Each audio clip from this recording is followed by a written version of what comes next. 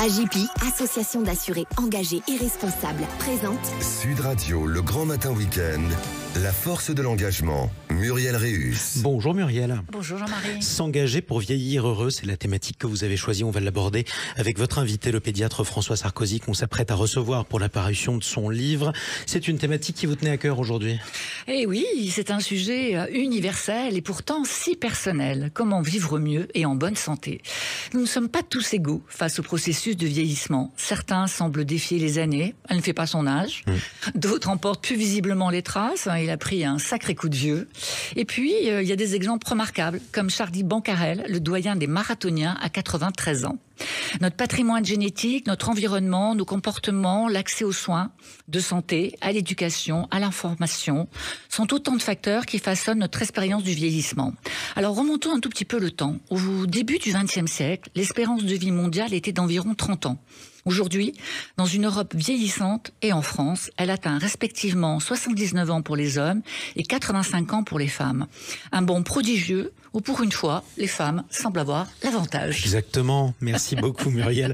On accueille avec plaisir votre invité François Sarkozy. Bonjour à vous. Bonjour, merci pour votre invitation. Soyez le bienvenu sur Sud Radio. Vous êtes pédiatre, vous publiez Vieillir heureux, c'est possible, c'est publié chez Le Duc et vous êtes l'invité de Muriel Réus. Bonjour François. Bonjour Muriel. Alors pourquoi est-ce qu'il est si important de vieillir en bonne santé ? Alors d'abord parce que je suppose que vous êtes comme moi, vous préférez être en bonne santé et vivre plus longtemps que ne pas le faire. Mais je pense qu'il y a deux impératifs. Il y a d'abord un impératif individuel et maintenant la science a beaucoup avancé. On peut maîtriser son processus de vieillissement, on peut être maître de son destin et vivre plus longtemps en meilleure santé et même heureux. Et puis il y a un impératif collectif. Vous l'avez très bien rappelé, l'espérance de vie se porte bien à la naissance en France. En revanche, l'espérance de vie en bonne santé, nous ne sommes pas terribles. Nous sommes au 10e rang. Et à 65 ans, la moitié du réservoir d'années qui nous reste à vivre le sera en mauvaise santé. On s'attend à 4 millions de personnes en situation de perte d'autonomie, alors qu'on paye déjà, ça nous coûte 24 milliards d'euros par an. Donc vous voyez, un impératif individuel et un impératif collectif.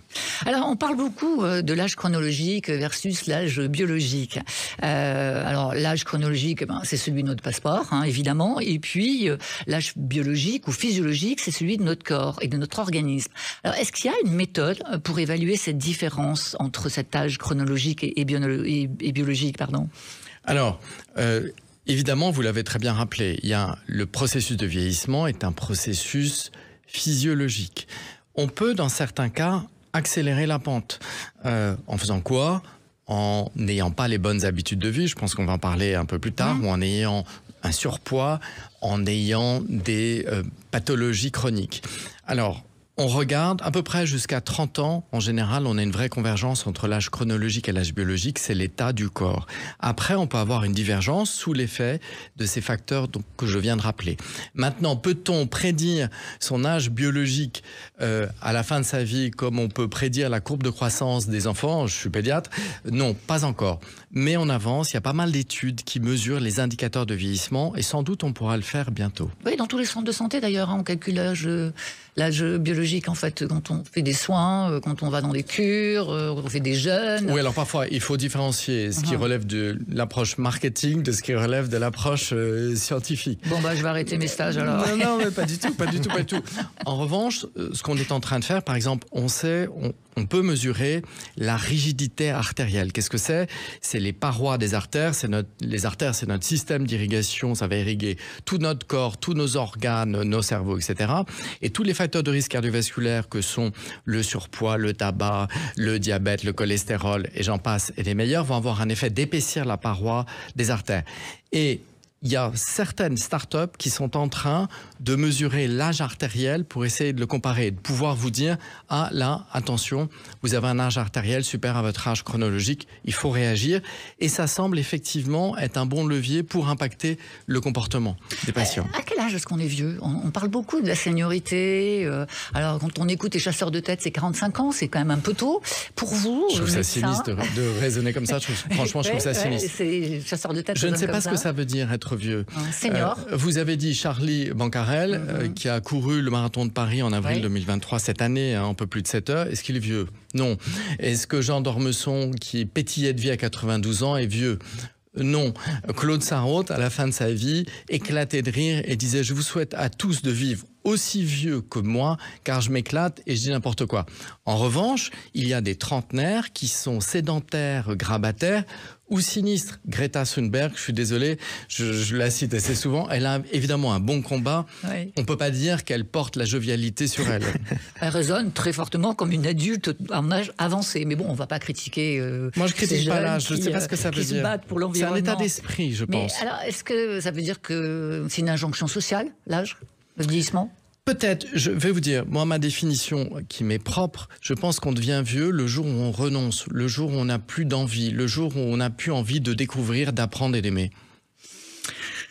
Oui, bon. En tout cas, c'est ma définition, vous avez le droit de pas la partager. Encore plus. Non, mais moi je trouve que c'est formidable d'aimer. On a ce qu'on a chacun. Donc vous êtes en train de me dire que chacun, on a une trajectoire individuelle de vieillissement? Tout à fait. Alors, nous n'avons pas tous la même façon de vieillir. Bien évidemment, les gènes sont importants. Quand j'ai commencé à m'intéresser à ce sujet, c'était il y a plus de 15 ans, j'avais monté les États généraux du vieil et jeune avec mon ami François Delabrosse. À l'époque, on disait que l'état de santé d'un individu sain, quand on est malade, il faut soigner, mais d'un individu sain dépendait de 20% des gènes, 20% de l'environnement dans lequel on vit, 20% d'accès aux soins. Évidemment, si on vit sur une île déserte, quand on a un problème de santé, ça marche pas. Et 40% des comportements. Maintenant, on dit que cette composante comportementale peut aller jusqu'à 80%. C'est énorme. Je vous donne un exemple. Évidemment, certaines personnes peuvent avoir des altérations génétiques, une prédisposition à développer certaines maladies. Je prends le cancer de la peau, le mélanome, qui est une saleté. Bien évidemment, vous pouvez avoir ce gène. Si vous vous exposez beaucoup au soleil sans vous protéger, vous augmentez les risques d'exprimer ces gènes. Si vous avez les gènes d'expression avec un risque de développer un cancer du poumon et que vous fumez énormément, vous allez augmenter ces risques. Si vous ne le faites pas, vous allez diminuer le risque. Alors, donc il y a une variation entre les individus individuels. Est-ce qu'aujourd'hui, on peut aller chez son médecin et dire, par exemple, je me suis beaucoup exposé au soleil, je veux connaître mon gène du vieillissement ou de ma capacité à encore me mettre au soleil. C'est possible ça aujourd'hui dans la médecine? On peut le faire, comme vous savez, on peut regarder le génome. On ne le fait pas en pratique courante, on le fait quand il y a des risques. Et c'est encore mieux de s'occuper de soi, de maîtriser son destin en se protégeant d'emblée. Alors, on va parler de l'impact des soins précoces en pédiatrie. Vous êtes pédiatre. Est-ce que le vieillissement est déjà en partie déterminé dès le plus jeune âge? Alors, je vous ai dit, il y a une composante génétique. Il y a des familles à risque de développer telle ou telle maladie. C'est indispensable de développer la prévention en pédiatrie. Pourquoi? Un enfant en surpoids sera un adulte obèse. Un enfant à qui on ne donne pas des bonnes habitudes de vie, d'exercice physique, qui vit derrière des écrans et qui s'alimente n'importe comment, ça va être beaucoup plus compliqué et on va entamer son capital santé physique. Un enfant qu'on va exposer sans protection solaire, son capital soleil va être entamé. Donc oui, bien évidemment, il faut s'en occuper à tous les âges de la vie. Contrairement à ce qu'on croit, on me dit souvent, mais ton livre, finalement, c'est pour les gens qui ont 50 ans. Pas du tout. D'abord, le processus de vieillissement s'enclenche à 30 Très ans. tôt, hein. Et pour les enfants, on doit s'en préoccuper. Oui. Et à 30 ans, il s'enclenche comment, ce processus de vieillissement? Alors, en fait, c'est pas le même changement physiologique, anatomique qu'à 50 ou qu'à 60? Non, bien sûr que non. Mais déjà, on peut avoir, en fonction des habitudes de vie, on peut avoir un surpoids, on peut avoir des habitudes avec des facteurs de risque cardiovasculaire, notamment si on fume ou avec une consommation excessive d'alcool, mais je pourrais dire une conduite automobile à risque. Vous voyez bien qu'on a pas mal de façons d'impacter son processus de vieillissement. Tout ce qu'on doit faire, c'est d'éviter d'accentuer la pente. On peut, en revanche, et c'est prouvé, diminuer la pente du vieillissement. Et maintenant, la science a fait des progrès et on explique comment ça marche. Alors, on parle beaucoup des traitements anti-âge, on parle de la sénescence, des cellules sénescence. Qu'est-ce que ça veut dire, ce terme? C'est un concept, une réalité? Alors, la sénescence, c'est un processus normal. Nos cellules vont avoir moins d'énergie. On a un moteur dans la cellule qui s'appelle les mitochondries qui vont sécréter de l'énergie.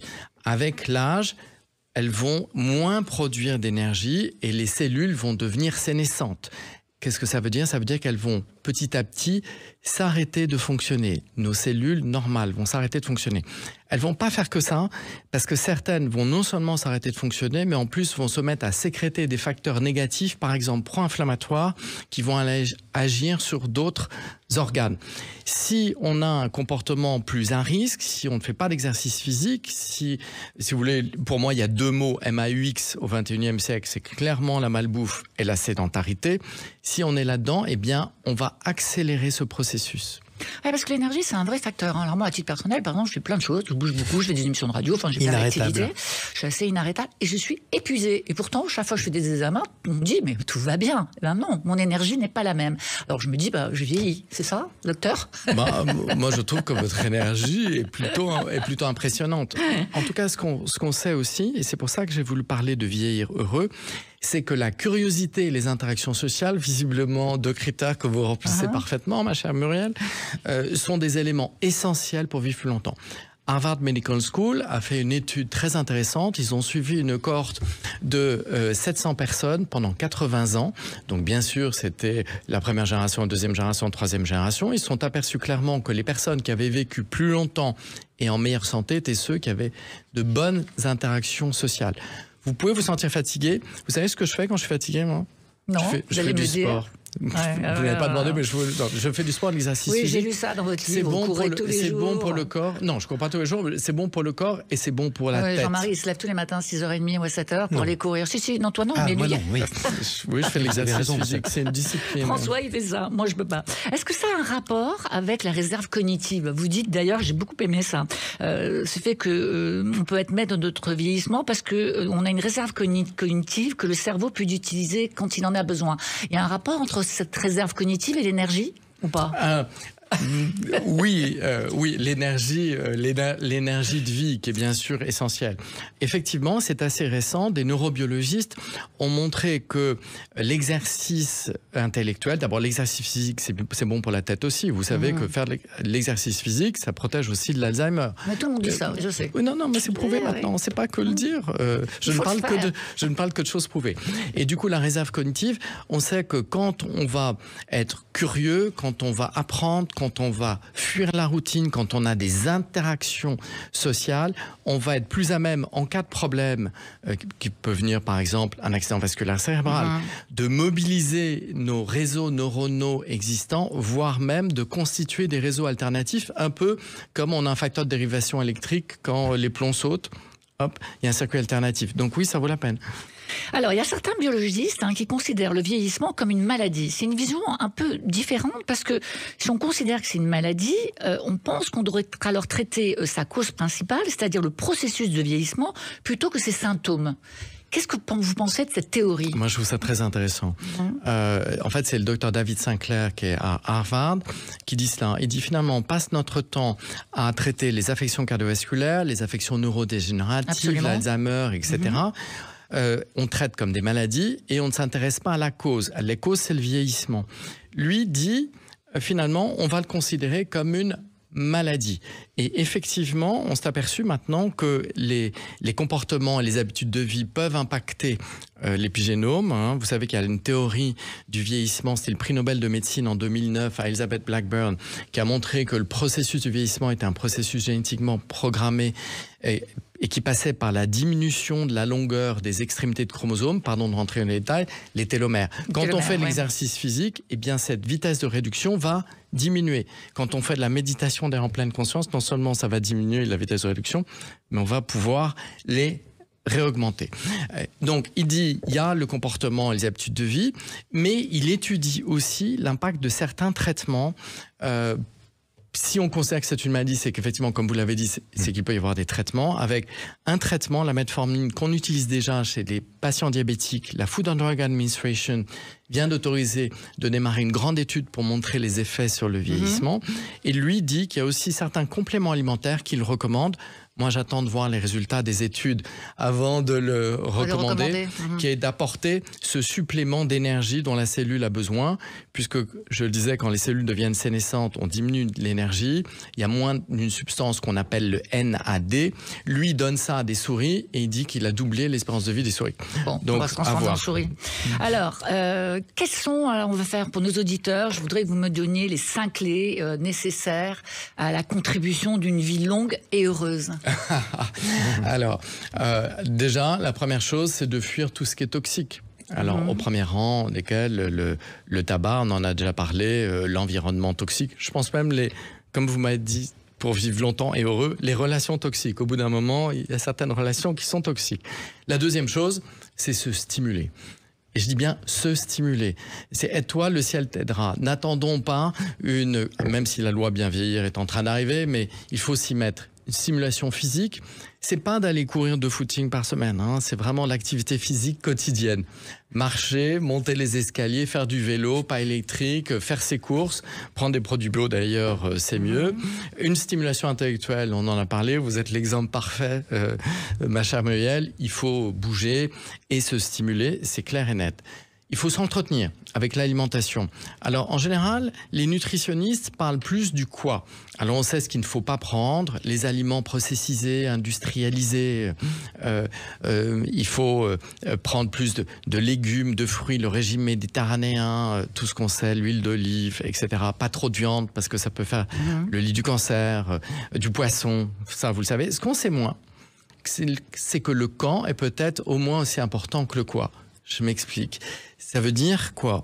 Un seul régime a montré un impact sur la longévité. C'est le régime préconisé par Roy Walford à la fin du XXe siècle. Il travaillait pour l'Organisation mondiale de la santé. C'est une restriction calorique avec un équilibre alimentaire pour répondre aux besoins du corps. C'est assez drastique, c'est 1500 calories par jour, pas forcément facile quand on a une vie active, des enfants, etc.